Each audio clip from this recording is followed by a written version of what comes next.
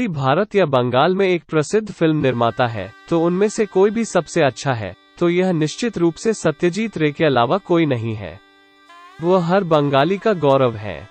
इस महान व्यक्ति का जन्म 2 मई 1921 को कोलकाता में हुआ था। उस समय पूरा भारत ब्रिटिश शासन के अधीन था। उनके पिता प्रसिद्ध कथाकार सुकुमार रॉय थे, जिनके शब्दों को शायद कोई बंगाली नहीं जानता था, और उनकी मां सुप्रिया रॉय थी। क्या आप जानते हैं कि रे के दादा कौन थे?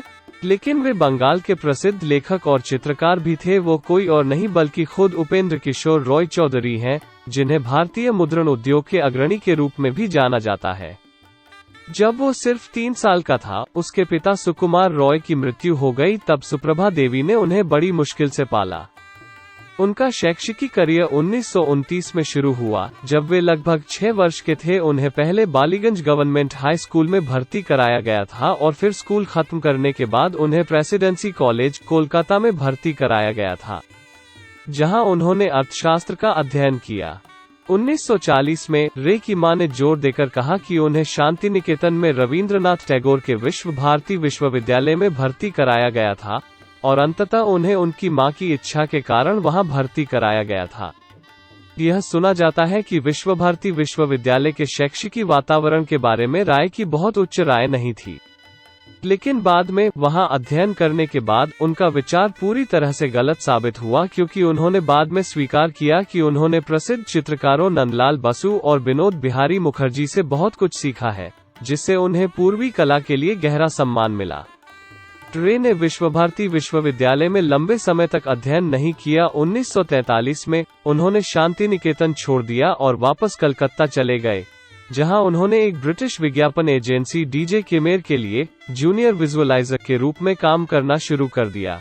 केवल वर्ष 1947 समाप्त हो गया। भारतवर्ष आखिरकार एक स्वतंत्र देश बन गया, लेकिन तब तक रे विज्ञापन की दुनिया में एक बड़ा नाम बन चुके थे, और उसी साल उन्होंने कलकत्ता फिल्म सोसाइटी की स्थापना की। फिर 1949 में फ्रांसीसी फिल्म निर्माता जीन रेनो अपनी फिल्म द रिवर बनाने के लिए कलकत्ता आए। तब उन्होंने रे को अपनी फिल्म के लिए एक उपयुक्त जगह खोजने के लिए एक सहायक के रूप में पाया। कई लोगों का मानना कि यथार्थवादी फिल्में बनाने में जॉन रेनो ने रे के जीवन में महत्वपूर्ण भूमिका निभाई थी। उनसे उन्होंने फिल्में बनाने की उचित तकनीक सीखी। उसी वर्ष 1949 में रे ने अपनी दूर की बहन और लंबे समय तक प्रेमिका विजया दास से शादी की। विजया देवी एकमात्र ऐसी महिला थी जिन्हें सत्यजीत रे अपना सबसे अच्छा दोस्त मानते थे और उनकी फिल्मों के सबसे बड़े आलोचक थे। फिर सत्यजीत रे ने आखिरकार एक दिन एक फिल्म बनाने का फैसला किया। अंग्रेजी में इतालवी नई रियलिस्ट फिल्म लॉडी डी बिचिलेट साइकिल चोर ने उन्हें पाथेर पांचाली बनाने के लिए प्रेरित किया। उस समय लगभग 10,000 रुपए के लिए उन्होंने एक फिल्म बनाने के लिए पाथेर पांचाली कहानी के अधिकार खरीदे थे, जो कि बंबुति भूषण बंद्योपाध्याय की विधवा राम बंद्योपाध्याय से थी। और फिर उन्होंने फिल्में बनाना शुरू कर दिया। यह फिल्म अंततः 26 अगस्त 1955 को कोलकाता के सभी सिनेमाघरों में प्रदर्शित हुई। अपनी रिलीज के तुरंत बाद फिल्म को दर्शकों और आलोचकों से समान रूप से समीक्षा मिली। फिल्म लंबे समय से भारत के विभिन्न हिस्सों और भारत के बाहर प्रदर्शित की गई है। सत्यजीत की अगली फिल्म अपराजित की सफलता ने उन्हें अंतर्राष्ट्रीय क्षेत्र में अधिक जाना जाता है। इस फिल्म में युवा अप्पू की महत्वाकांक्षा और उसकी मां के प्यार के बीच के अनंत संघर्ष को स्पष्ट रूप से चित्रित किया गया है। कई फिल्म निर्माताओं को लगता है कि उनकी फिल्म अपराजित पाथेर पांचाली से काफी बेहतर थी। इस फिल्म को बाद में वेनिस फिल्म फेस्टिवल में गोल्डन लायन से सम्मानित किया गया, जो सिनेमा की दुनिया के सर्वोच्च पुरस्कारों में से एक है।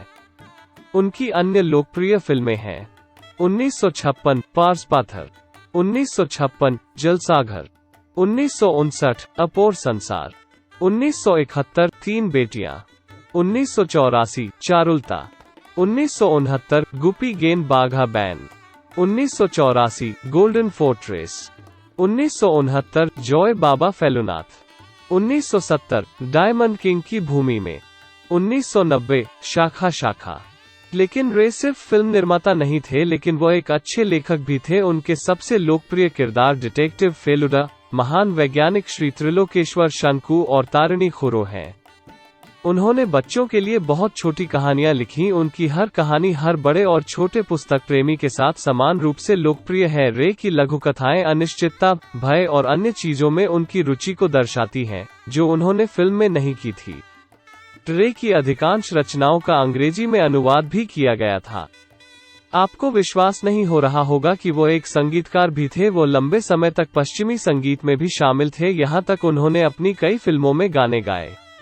सत्यजीत राय की उपलब्धियां: 1956 पद्मश्री पुरस्कार, 1959 संगीत नाटक अकादमी पुरस्कार, 1975 पद्म भूषण पुरस्कार, 1981 युगोस्लाविया पुरस्कार के स्टार, 1986 पद्म विभूषण पुरस्कार, विश्व भारती विश्वविद्यालय द्वारा देसी देशोत्तम पुरस्कार, 1986 ऑक्सफोर्ड यूनिवर्सिटी से doctor of letters award, 1971 Banaras Hindu विश्वविद्यालय से डॉक्टरेट की उपाधि प्राप्त की, 1982 golden lion award, Vidyasagar memorial award, 1984 Dada Saheb Phalke पुरस्कार, 1986 Dadabhai Naoroji memorial award, 1986 legion of honour award के commander, 1991 Oscar award Pather Panchali के लिए, 1992 अकीरा कुरोसावा पुरस्कार, भारत रत्न पुरस्कार। और पढ़ें विभूति भूषण बैनर्जी की जीवनी। अंत में 23 अप्रैल 1992 को लगभग 70 वर्ष की आयु में इस महान बंगाली और भारतीय फिल्म निर्माता का निधन हो गया। वो भारत के प्रतिभाशाली ज्योतिषियों में से एक थे, जिनके हाथों भारतीय सिनेमा को उस समय विश्व न्यायालय में एक विशिष्ट दर्जा प्राप्त हुआ था। हम उनके योगदान को कभी नहीं भूलेंगे।